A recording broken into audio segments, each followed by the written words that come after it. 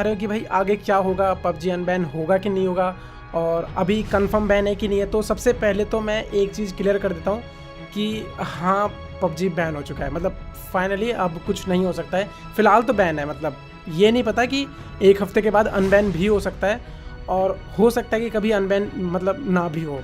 तो अब बात ये है कि आप लोग क्या खेलोगे पबजी जैसा कोई गेम, या अब एक सवाल ये भी है कि मैं क्या डालूँगा इस चैनल पे, क्योंकि सवाल यहाँ पर बहुत सारे पैदा हो रहे हैं। मतलब एक चीज़ से काफ़ी सारी चीज़ें रिलेटेड थी। अगर देखा जाए तो आप लोगों ने ई स्पोर्ट का नाम मेरे हिसाब से पबजी से पहले तो कभी नहीं सुना होगा।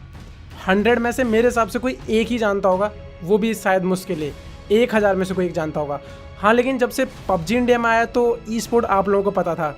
तो कहने का मतलब ये है कि ई स्पोर्ट को भी पबजी नहीं उठाया था। हालांकि उससे पहले ई स्पोर्ट था लेकिन इंडिया में बिल्कुल भी नहीं था।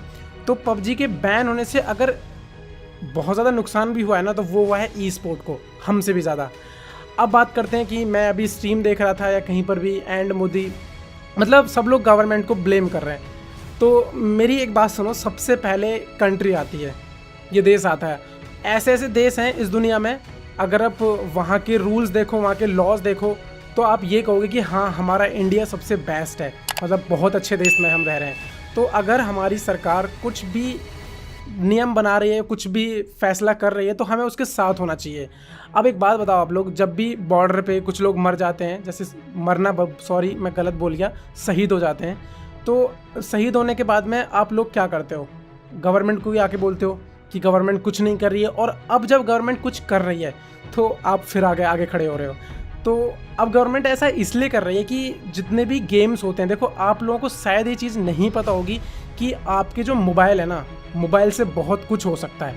आपका जो डेटा है ना, वो बहुत ज़्यादा कीमती चीज़ है। मतलब हमने अक्सर सुना है कि हमारा डेटा, हमारा डेटा, हमारा डेटा, लेकिन वो है क्या? तो सच्चाई ये है कि हमारा डेटा जो होता है बहुत ज़्यादा ज़रूरी होता है।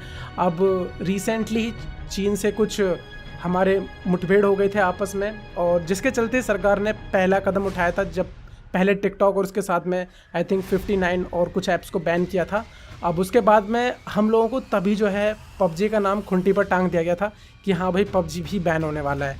और फाइनली भाई कुछ दिनों के बाद जब ये न्यूज़ आई, मतलब सही बता रहा हूँ, मेरी तो धड़कन थम सी गई। लेकिन एक सेकंड बाद जब मैंने ये सोचा कि हाँ, ये हमारी देश की भलाई के लिए, ये हमारी भलाई के लिए, टू सपोज़ अगर हम अगले ही दिन, बेशक पबजी का ऐसा कुछ मकसद नहीं है, अगर ऐसा कोई मकसद नहीं है तो चिंता मत करो, पबजी द्वारा अनबैन भी हो जाएगा। अब मैं तुम्हें एक दिलासा देने वाली एक बात बताता हूँ कि पबजी अनबैन कैसे हो सकता है और क्या एक उपाय है।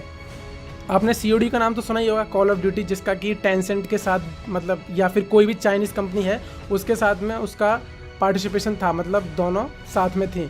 लेकिन रिसेंटली ही अभी COD ने उस चाइनीज़ कंपनी के साथ में अपना, मतलब वो कोलैबोरेशन जो भी था उन्होंने ख़त्म कर दिया है, और जिसके चलते मे भी हो सकता है कि COD का नाम इस बैन लिस्ट में नहीं डाला गया है। तो अगर थोड़ा आगे चल के पबजी भी यही काम करता है कि एक इंडियन कंपनी के साथ में अगर वो डिस्कस करता है या उसके साथ में आता है, उसके साथ में काम करता है, तो हाँ, चांसेस हैं कि पबजी आ सकता है। लेकिन हाँ, अगर गवर्नमेंट पबजी नाम